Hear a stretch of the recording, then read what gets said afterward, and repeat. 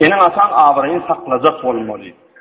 Haýsy bir zady edende şu enem atamyň salih bir eden amallaryna ysnat getirjek bolsa, öde beýdip bolan çağalaryna maňranak diýdirjek bolsa, şondan saklanjak bolmaly.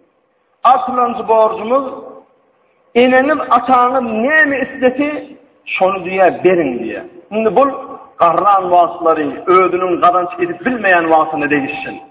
Öd gadanç edýän wagtyny eneň atanyňdan sen mäter solan eneň ataň seni terediýär, sen gerek zadyň berer, seni giydirýär, seni giydirýär, seni içirýär. Seni eneň ataň garrap, öd gadançyny öd edip bilmejek ýagdaýa pensiýa çykanyna garranlasyna bir zat isledimi diýe. Şonu gitti gadancyň wagy şondan Allah ber diýe. Näme islese geydir, näme islese iýdir içir. Çünki olum seni kiçi wagtynda çeýdip kemala getirendir. Yedilencisi, enenin ataňy bilen hemme zady maslahat ediň diýe.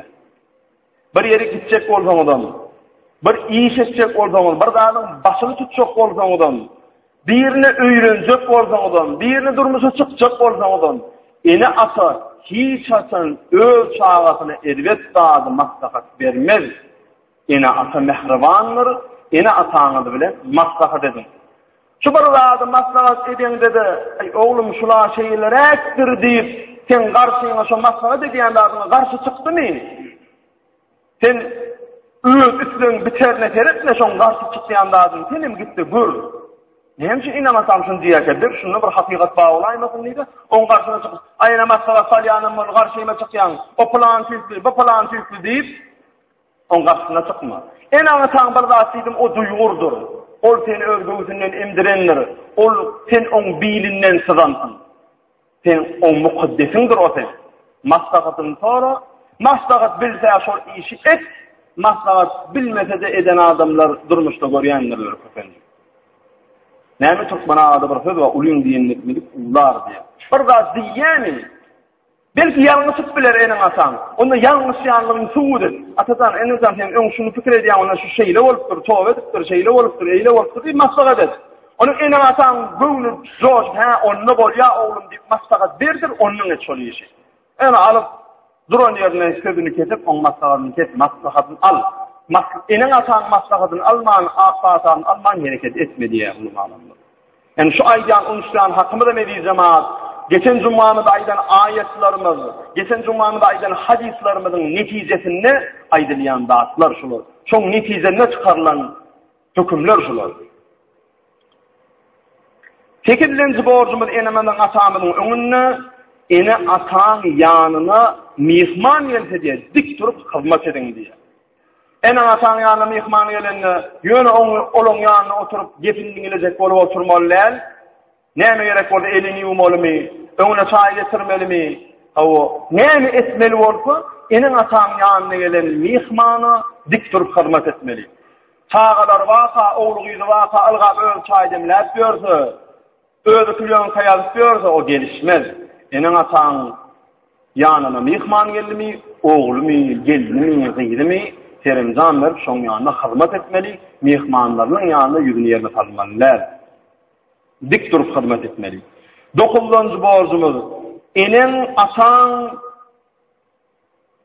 buyurmagy eneň ataň buyurmagy gowurjak bir işini, buyurmaga gowurjak bir işini, yani eneň ataň bar oglum planlady, şu iş etsen men senden şeýle hoşal bolurdum da diýse. Şu işi diýdirmän buyurmaga etjek bol. Eneň ataňyň näse ýazyp gördüň bilýän de nämen gowurýar, nämen erbet görýär, nämen gowur.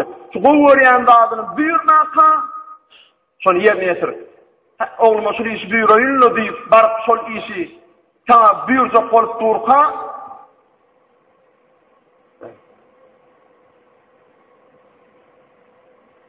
eneň ataň bir zady ýerden turup eneň ataňa bar malyň ahly arasala diýero, ýa-da bar otu ekini mellegi oto diýero, ýa plan lazım. Şunu ýetir etdim, enem atam menden şeýle hoşal bolur diýip, dine kaşoly iş etmeklik benim borcumuz. 10-njy borcumuz enem atam buyruk berse derrew lebbeyk diýip jogap berdi. Ödüye algap şol işi ýerine ýetsin. Barda isti enen asan buyursa bir işi.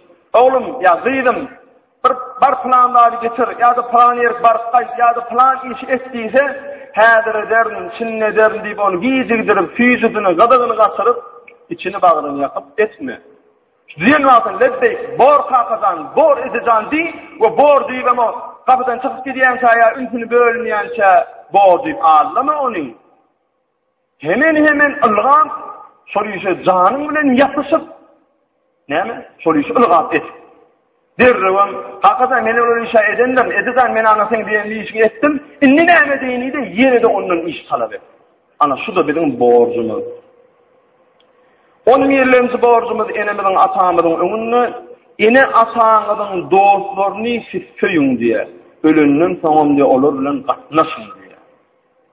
Peygamber Aleyhisselam'ın yani geçen cumhurda da aylıktım, bir adam geliye, bir sahaba geliye, gelip ya Resulallah diye, men kän safarda boldum. Enem atamyň hurmatyny edip bilmedim. Ýöne en atam gowurýardy. Enem atam da meni gowurýardy. Ýöne men kändir enem atamyň hyzmatyny edip bilmedim. Inden ölüpdir enem atam. Men ýokdum. Men enem atam ölünden soň näme o hayır hasanat edip bilerim. Näme hayır edip bilerim diýip Peýgamberimiz aýdypdyr. Gitdi onuň gabryny ziyaret etdi. Gabryny ziyaret et we enem atam ruhuna aýyt o Kur'an-ı Kerim oku. Bir garip adamı bir sadaka etti, Allah Teala sana sowap verir, sen şu sowabım inen atana bahşetdi.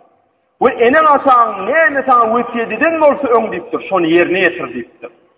Ve eger ditdir inen atan gatnaşan adamlaryny gowurup, tasakkul garmykly gatnaşan gowurýan adamlaryny tanayan bolsaň, şolarlaryň gatnaş ditdir, inen atan şonu şu işi ýetirsen, wesiýetini ýerine ýetirsen, o gavrına barıp ziyaret edip onun ruhuna ayet öğretip durdun. Onun govurup katnaşayan adamlar bilen katnaşsın, enen atan senden razı olur diyor. Şunun için dir wagtlarynda da enen atan seýen govuran adamlaryň govur ölünlerinin tamam olurlar ara katnaşy. Ketmede katnaş, şonu enen atan senden razı olur diyor inşallah. 12-nji borjumdan enen atan ölünden soň olaryň diye dilegini etmeli.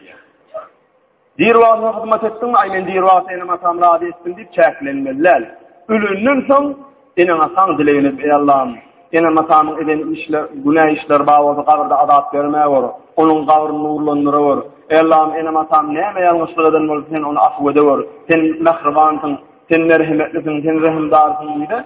Her gip enem atam ölünden soň onuň dilegini edip durmaklyk biziň borjumuz eken diýdim ha. Hatta Peygamberimiz hadis-i şerifinde de aýdýar, enen atanyň da cumhurunu diye, hemme onu ziyaret etsek bolýar guburuny, ýöne etaati Peygamberimiz gowurupdyr, cumhuruna şu günleri enen atanyň guburuna baryp, şoňa ziyaret etmekli. Şu taýda bir daýatda diýene diýjem ha. Kabry ziyaret etmekligiň özüniň bir tertibi bar.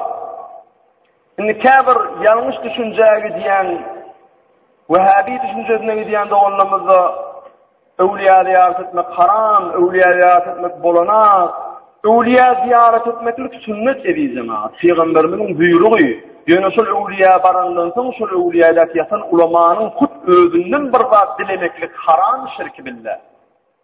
Emma şol evliya adam bir wagtynda hakykatdan Allah'ın dostu bolup pirlik derejesine ýeten bolsa, dir wagtynda bolmajak bir işi, ey Allah'ım şu işi et deyip Allah'dan dilen bolsa, mesela tüm çıkar, plan da etdi. Yani bir keramet görkölüp, keramet eýeti bolan bolsa, ölünden soň şol adamyň guburunyň ýanyna bar, ey Allah'ım şu ediz dostuň hormatyny maňa plan da bermi diýmeklik dogrudur.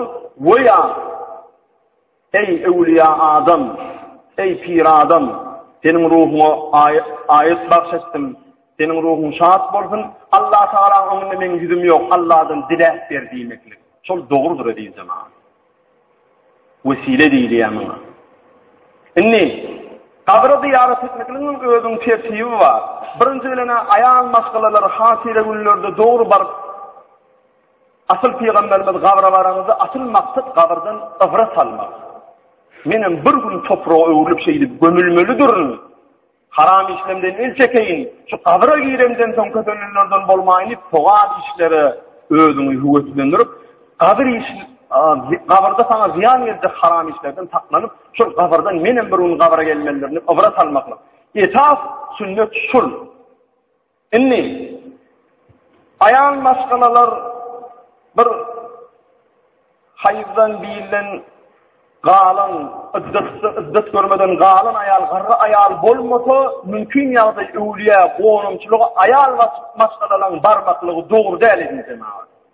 Bu burada ödüne ziyareti var yani. Allah'ın dostuna ağıysan zanami ya o yaşımın evliyaullahlara var yani. Biz erkekler şu ayağının onunu durup bilemiz atmayı. Yarım yalanız.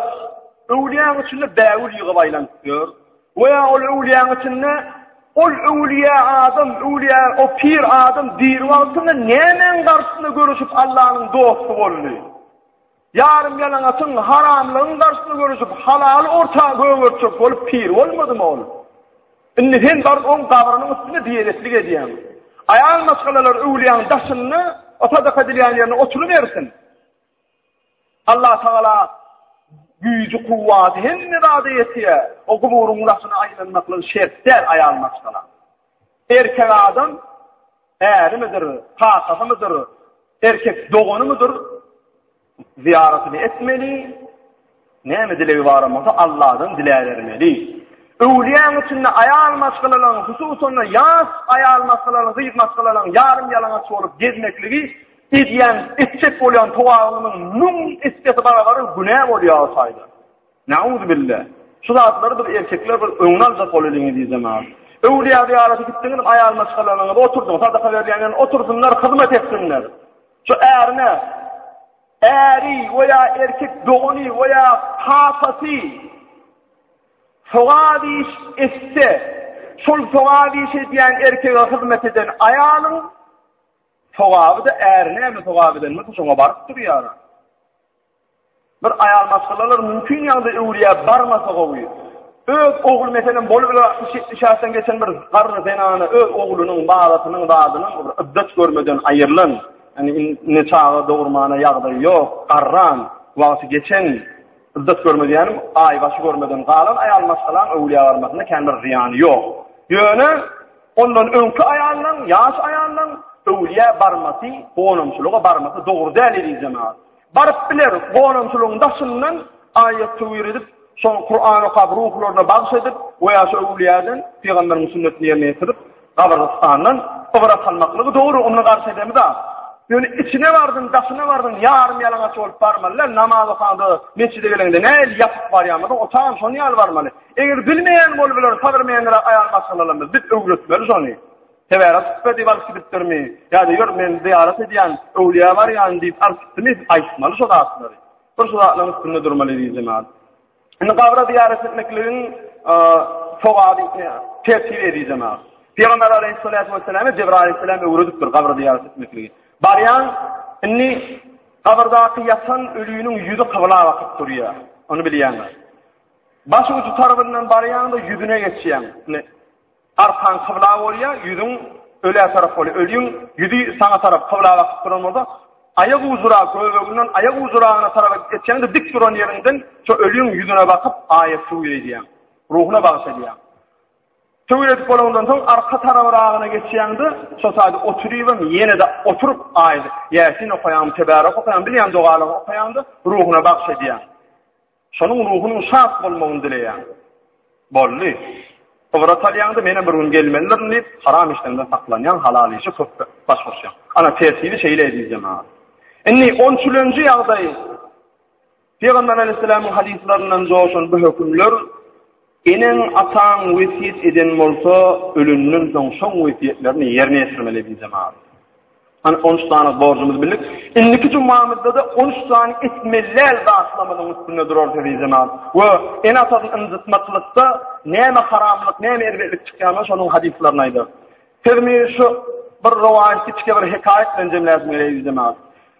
Peygamber Aleyhisselam näme diýär? Ene asadyna hyzmat eden adama diýär, Allah Taala dünya kıyamatda däl şu dünýede de hödüýürni berer. Näme togawalyamady? Cennetdäki berjek hödüýüriniň gowdaşlarynyň bir ödünjini, avansyny şu dünýede de berer diýär. Muňa mysal 3 tane oglu bar eken birinin. Asasy enete öň ýoğulun kiçik wagtynda Ataları qarraya olin, 3 oğlanın biri ayda hiç de alası gelene, 2 elektrik känmer göwn edene masaladan arkyna asasy gelýär. 3'ün biri salih bu oğlanken atamy men öldüm tereccüt diýip atasyny öldürýär diýär. Atasyna hyzmat edýär, ölünce hemme dadyny edip atasynyň alkysyny berekallahu alym, Tanrı ýaratynyň alkysyny alýar. Ölenden soň düýüş görýär. Düýüşinde bir adam gelip, "Ey oğlum diýär, plan ýeri barda diýär, gaz diýär şosaýda bir dinar, bir altynla gyzyl bar diýär, şonu al diýär."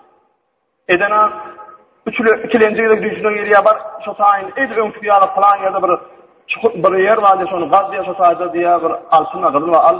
Üçüncü ýerde düýüşine gelenden soň gidýär, şunda bir hikmet bar o diýär. Şu diýen ýerni talgyp bereni düýüşnäse adamyň talgyp bereni ýerine bar ýa, şo gadyp şu gadyla alýa.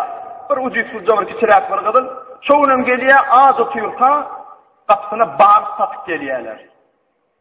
Az bu balyk şu gadyla, az bir gadyla şu balygy satyn alýar. Balygyň içine alasalar öllürin iýmelläni. İçine alasalan wagtynda balygyň içinden hemme balykda bolanok belli bir balykda içinde almaz bolýar, bir ýantan gymmatda. Almaz çykýar, 2 däne, 2 fanza. Şu almazy alýadany Bağdara edip satacak oldu. Hiç garip da öyle. Hiç kim alı bilen al. Şu durun pasatı bir adalı bu pasaten 60 nun maskal gıdala şu iktar almazı satın alıyor bir zaman. Hakika bolanda. Allah Teala cennette ebedi ayş eşret görmekliğin ucunu ene ata hizmet eden adama şu dünyada görüp diyenlere diye zaman. Ve ahiru davana elhamdülillahi rabbil alemin.